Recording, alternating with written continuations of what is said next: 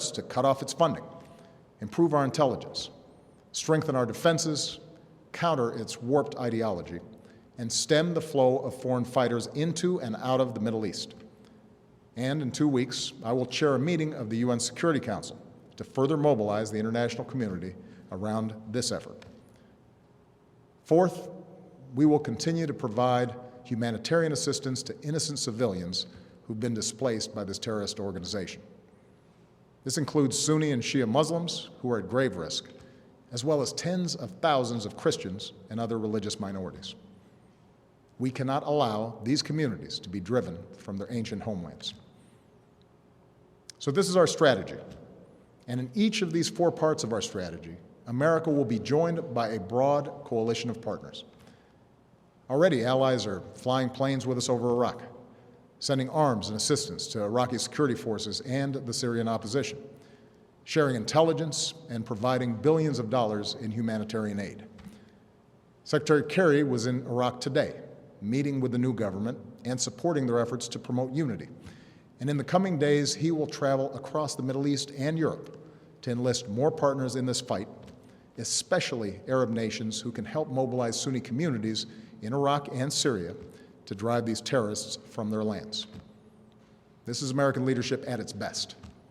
We stand with people who fight for their own freedom, and we rally other nations on behalf of our common security and common humanity.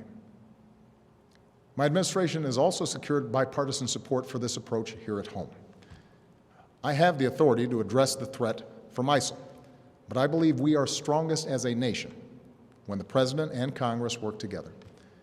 So I welcome congressional support for this effort in order to show the world that Americans are united in confronting this danger. Now, it will take time to eradicate a cancer like ISIL. And any time we take military action, there are risks involved, especially to the servicemen and women who carry out these missions.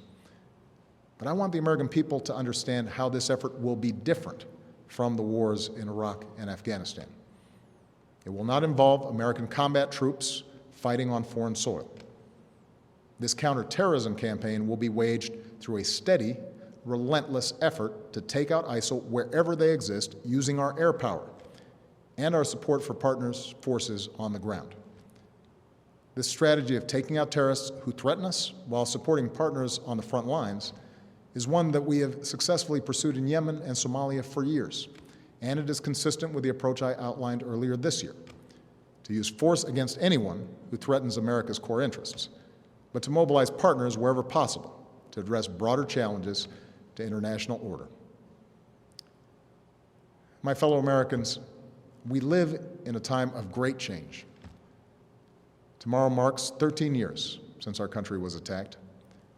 Next week marks 6 years since our economy suffered its worst setback since the Great Depression. Yet, despite these shocks, through the pain we felt and the grueling work required to bounce back, America is better positioned today to seize the future than any other nation on earth. Our technology companies and universities are unmatched. Our manufacturing and auto industries are thriving. Energy independence is closer than it's been in decades. For all the work that remains, our businesses are in the longest uninterrupted stretch of job creation in our history, despite all the divisions and discord within our democracy. I see the grit and determination and common goodness of the American people every single day. And that makes me more confident than ever about our country's future. A broad American leadership is the one constant in an uncertain world. It is America that has the capacity and the will to mobilize the world against terrorists.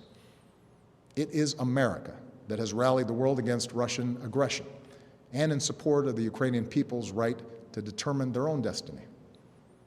It is America, our scientists, our doctors, our know-how that can help contain and cure the outbreak of Ebola.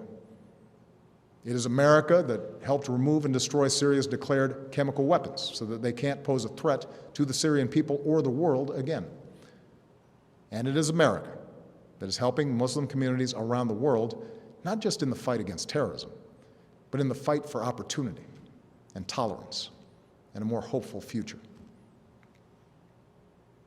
America, our endless blessings bestow an enduring burden. But as Americans, we welcome our responsibility to lead. From Europe to Asia, from the far reaches of Africa to war-torn capitals of the Middle East, we stand for freedom, for justice, for dignity. These are values that have guided our nation since its founding. Tonight, I ask for your support in carrying that leadership forward. I do so as a commander-in-chief who could not be prouder of our men and women in uniform. Pilots who bravely fly in the face of danger above the Middle East, and service members who support our partners on the ground. When we helped prevent the massacre of civilians trapped on a distant mountain, here's what one of them said: "We owe our American friends our lives. Our children will always remember that there was someone who felt our struggle and made a long journey to protect innocent people." That is the difference we make in the world. And our own safety, our own security, depends upon our willingness to do what it takes to defend this nation and uphold the values that we stand for. Timeless ideals that will endure long after those who offer only hate and destruction have been vanquished from the earth. May God bless our troops, and may God bless the United States of America.